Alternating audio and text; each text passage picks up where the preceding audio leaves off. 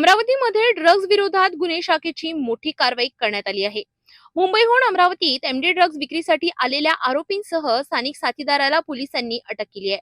या कार्यवाहीत तब्बल 76 gram MD जप्त करण्यात आली असून या प्रकरणात मोठं रॅकेट उघड होण्याची शक्यता पोलिसांनी व्यक्त केली आहे।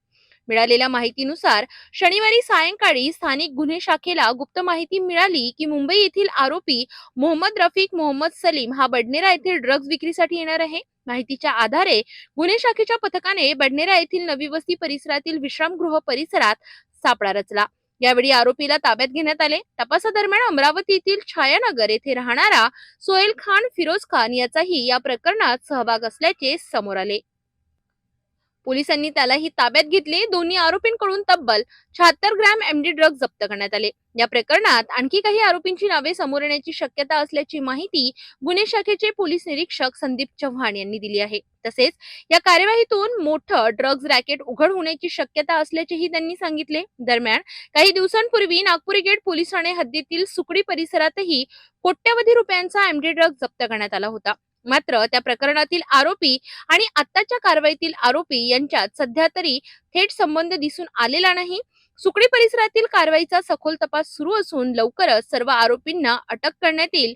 तसेच अमरावती शहर ड्रग्ज मुक्त करण्यासाठी पोलिसांचा निर्धार असल्याचेही पोलीस निरीक्षक संदीप चव्हाण यांनी सांगितले आहे।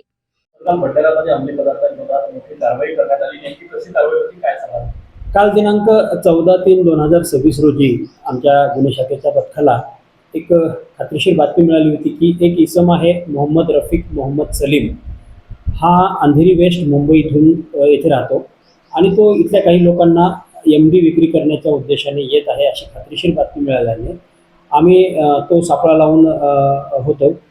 सुमारे सायंकाळच्या सुमारास सर्किट हाऊस नवी वस्ती बडनेरा या ठिकाणी तो आला असल्याची खात्रीशीर बातमी मिळाली। त्यामुळे गुन्हे शाखेच्या पथकाने लगेच तिथला आपला एक लोकल व्यक्ती त्यासोबत होता सोहेल खान फिरोज खान, राहणार छायानगर, हा आणि तो त्या दोघांनाही जागीच ताब्यात घेतले।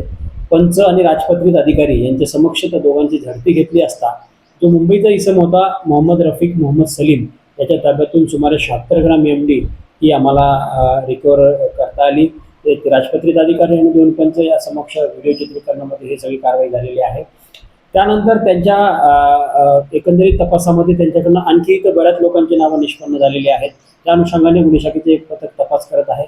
लवकरच यामध्ये परत एकदा मोठं रॅकेट उघडकीस येण्याची शक्यता आहे। तर मागच्या वेळेस सुकडी परिसरामध्ये सुद्धा मोठ्या प्रमाणात कारवाई करण्यात आली होती। त्या कारवाईच्या आरोपींचा आणि याचा काही संबंध आहे का किंवा ती कारवाई कुठपर्यंत पोहोचली आहे? अगदी बरोबर आहे। दिनांक याच महिन्याच्या 8 तारखेला आपण लालखडी ते सुकडी परिसरामध्ये एक 2 किलो 80 ग्राम एमडी जप्त केलेली होती। त्या गुन्ह्याचा तपास आमच्या गुन्हे शाखेचं पथक करत आहे आणि त्या गुन्ह्याशी आणि या गुन्ह्याचा आता तरी सुरुवातीला संबंध दिसून येत नाहीये।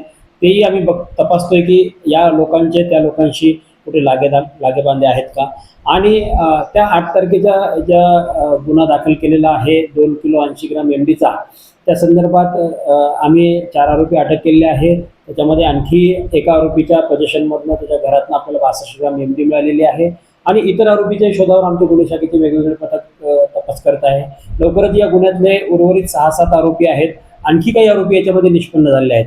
असे सर्व अटक करून अमरावती शहर लवकरच आम्ही ड्रग फ्री करण्याच्या विचारात आहे। अमरावतीमध्ये ड्रग्ज विरोधात पोलिसांची कारवाई सुरूच असून या प्रकरणात आणखी धक्कादायक खुलासे होण्याची शक्यता व्यक्त केली जात आहे।